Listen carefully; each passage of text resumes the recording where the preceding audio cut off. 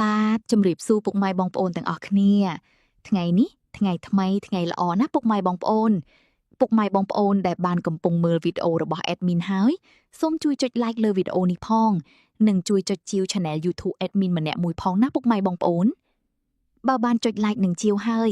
យកទៅផ្សងដឹងតែត្រូវហើយព្រោះសំណាងនឹងរត់រកអ្នកសូមជូនពរដល់ពុកម៉ែបងប្អូនដែលយកតម្រុយ admin ទៅផ្សងសំណាងសូមឲ្យហេងហេងត្រូវពីលេខ3លេខ admin សូមធ្វើការជម្រាបលាបាយបាយជួបគ្នានៅថ្ងៃស្អែកកុំភ្លេចចាំអួតកំសាន្តទាំងអស់គ្នាណា